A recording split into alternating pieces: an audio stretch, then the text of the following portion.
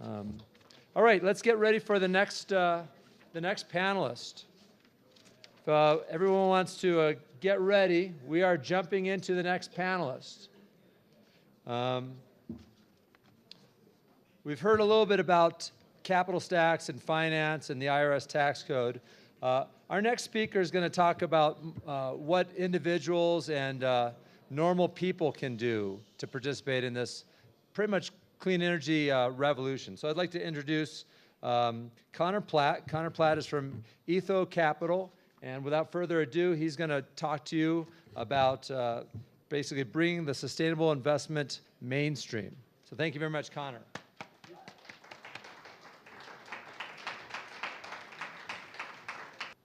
So thank you for having me. This has been a very interesting conference, and I look forward to explaining about smart sustainability and how it can drive investment returns. So what Etho has developed is what we call a smart sustainability process, and we've taken climate efficiency data and then combined that with a better portfolio construction methodology to deliver investment returns. This is something that Wall Street doesn't believe you can do. And I'm happy to say I think you can. So, so how many people in the room have heard or seen the movie Moneyball? Great, so a good number of people, excellent. So Moneyball, for those of you who haven't seen it, or just as a reminder, because some of the folks on the Etho team hadn't seen it either, is essentially it's the story about how the Oakland A's, who at the time had the second lowest payroll in baseball, basically were the best team in baseball. And the way they did that was basically exploiting traditional inefficiencies in baseball, some of which are favoring high school players over college players, favoring batting average over walking, really just favoring explosive offense over what wins. So it's also considered one of the best investment books ever written. I sort of think that smart sustainability is the new Moneyball. And essentially, one of the reasons it is because of the data, but also because people don't believe you can do it. And that's always the best way to do investing, is to be, on the smaller side of the ship when you're right. So what we do is, and there's been an explosion of carbon efficiency data over the last 10 years, thanks in part to sovereign wealth funds and probably some of the folks in this room. When you take that data, you can get a better view of operational efficiency at the company and supply chain level.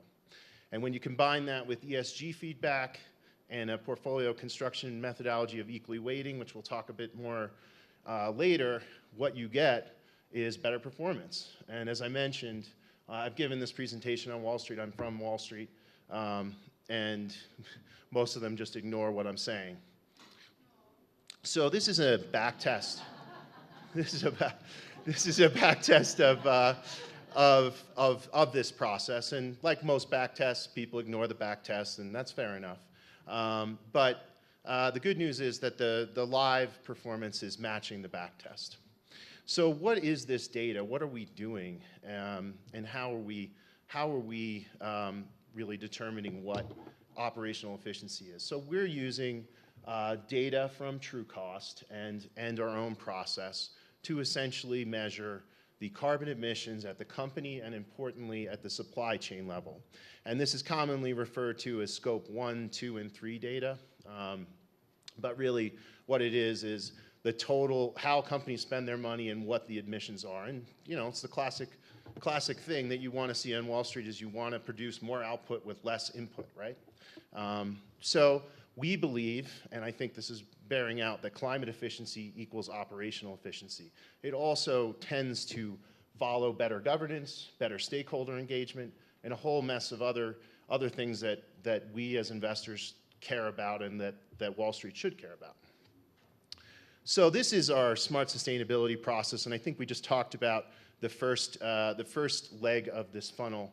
And essentially what we're doing is saying, we have this data, we compare companies within their industry peers, and we say which ones are the most efficient using a threshold. We screen out the energy sector, so we are fossil-free compliant, and then we apply some ESG screens, but actually one of the biggest things we've done is just gone out to experts. We're always happy to talk to people in this room, share our list of companies, and get feedback. That's been really helpful. in discovering things like palm oil in the supply chain, things that go beyond climate efficiency. And then finally, we equally weight. So basically, ESG is environmental, social, and governance. Yes, we are also trying to do away with acronyms, but we can't yet. So the first product that we have in the marketplace is a US-focused product. It has about 380 companies. It's a very broad-based index. And the idea and the hope is that it becomes the benchmark for sustainable investing. The current benchmark in the US marketplace is the S&P 500. We'll talk a bit about that in a minute. The S&P 500 is constructed in a way that if you're a big company like Apple, you'll have a higher weight in the index. If you're a small company, you'll have a lower weight. We say, why not just own them all? And that's important because it drives performance, but it also is very much aligned with a sustainability practice where there are no perfect companies, things happen, and you can exclude it without causing a dramatic effect on the entire portfolio. So this quote is probably my favorite one from Moneyball. And Bill James is really the guy who discovered all these inefficiencies, and it's important to notice that it's 1977 that he started doing that, and it's in 2002 that the Oakland A's started implementing it. So it was a little bit of time between the discovery and the actual implementation. But I think we're going to show a series of graphs that I think encapsulate this quote. So this, I'm happy to say, is the current live performance of the ETF. So this trades on the New York Stock Exchange. The ticker is Etho, ETHO. We've outperformed the various market indices that Wall Street uses. And we do this on a pretty consistent basis. Yeah, pretty happy about that. This is something that we want to talk a bit about. This is a Moneyball situation that goes kind of beyond Etho. So the green line that you're looking at is the S&P 500, that market benchmark that everybody in the world uses, but it's equally weighted. And the number next to it is the amount of money in that index currently. And if you look, then the red line is the thing that everyone uses, which is the market cap S&P. And I think you'll notice something that Wall Street's supposed to care about, which is performance. And you can see that there's a Moneyball situation going on here, 20 to 1 in terms of money bet and then the performance gap associated. And that's something that we exploit and others should do as well. They also don't like talking about that much. When you compare the historical performance of Etho to both indices, I'm happy to say it outperforms.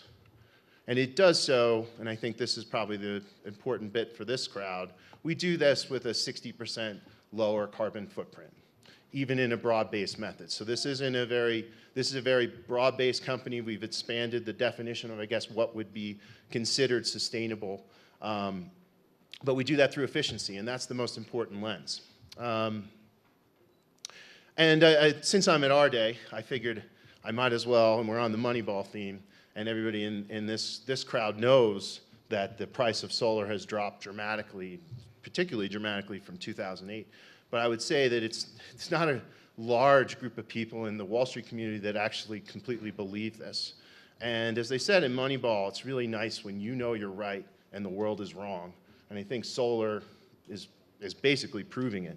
I'm happy to take any questions or comments or anything, or we can just keep moving on. Go ahead. So what are the hurdles from Wall Street not paying attention? Like, why are their eyes not open? Because they chase numbers all day long. There's lots of reasons. People built products that were trying to sort of do this, and they underperformed. Partially because they were trying to mimic the S&P 500 benchmark. If you're trying to do something different, you can't be like something else, right? I mean, I think that's something that we decided early on we wouldn't do. It causes a lot of problems in terms of adoption. And it's also that the data, it's really only the last 10 years that this data has really proliferated. It's also, I think, in some regards, companies are sort of leading this charge.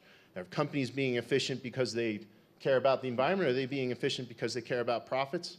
I think that for our group, does it matter? I mean, if they're being less impactful and generating better returns, everybody wins, right? What's the life of a solar panel? The life of a solar panel. I think there are better people in this room to answer that question. Yes, that's true. There you go. That's the best answer I've heard all day. So there you go. Yes. How about from the consumer's perspective? When is the mass market going to be open to climate? I mean, if you look at the public polling, 80–90% of the public, it believes something should be done about climate change. And here's a really easy thing for them to do: put their money in a climate-friendly fund that actually makes them money. Well, it's starting to happen, and actually, in a good way, BlackRock, the biggest asset manager in the world, has said that impact is a big thing. They're starting to develop products. We're happy to see that. That's causing people to pay attention to it. We think we have a great solution, but it's starting to happen. It's slow. I mean, 1977 to 2002. I mean, it takes some time. I think it'll be a little faster than that. But Chip. Yeah. Oh.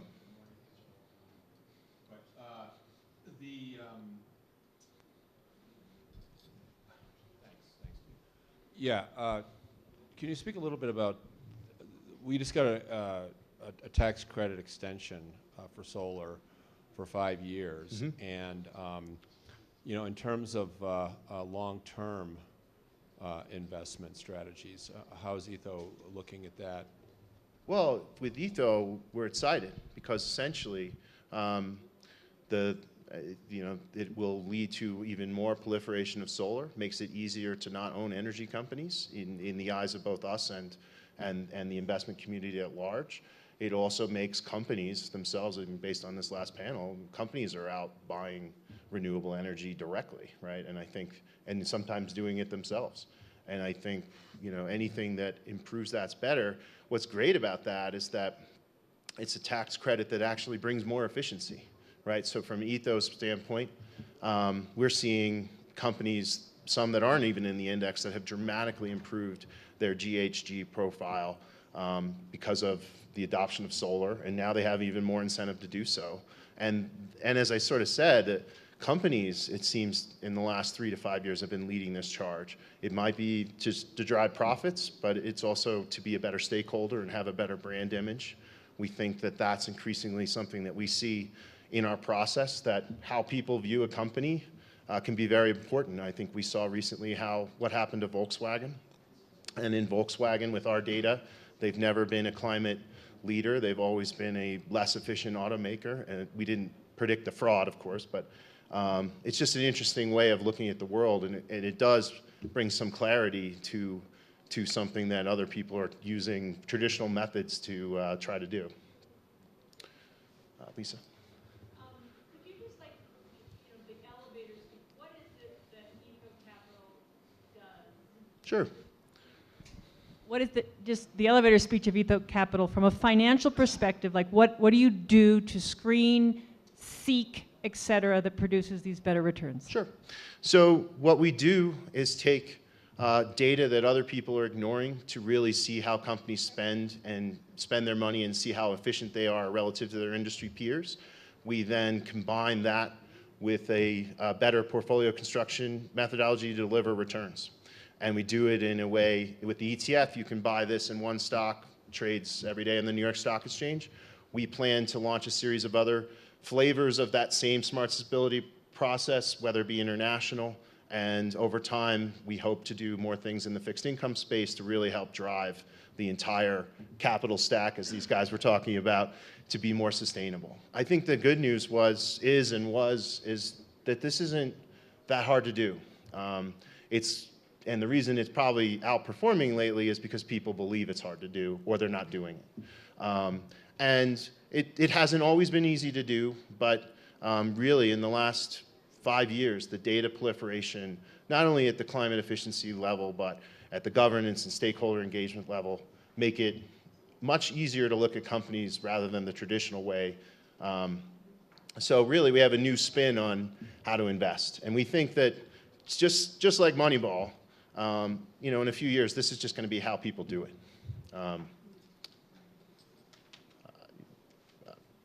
You, sir. Two quick questions. One, how much money do you have under management? Sure. And two, when you're doing divestment, how are you you basing your claim that you're fossil fuel free? I mean, there's so many different ways you can slice that one. So I'm curious, in your company, what system are you using to dig, and how deeply are you digging when you say you're divested and fossil fuel free? Okay, so this is definitely going to be the last question. So in terms of fossil fuel free, what we've done is excluded the entire energy sector and then the biggest emitters in the utility and material sectors. We also, by just using the data alone, we're looking at every sector and industry and selecting the most climate efficient companies. So that's the most climate efficient companies in healthcare, industrials, you name it. We currently have $8 million under management, and we are we're excited to announce that we will be building a global index for an Australian pension fund that is the first fossil-free pension fund in Australia. We also have a lot of interest from the institutional community, more on the active side. We'll be picking up a institutional award on Thursday in New York. So people are starting to pay attention. It's a grind. I mean, we're doing something that's somewhat against the way Wall Street does it. But I think we're starting to make some traction, and the folks in this room and others are starting to see the power of this. And you know, we're committed to bringing this to the mainstream, and I think we're starting to see that. Quick follow-on. If you are divesting and investing, but you're avoiding the entire energy sector, what are you doing for investment? We're investing in the most efficient companies in the U.S. So we have 380 companies in the index, so that's the investment. Thank you. Appreciate it.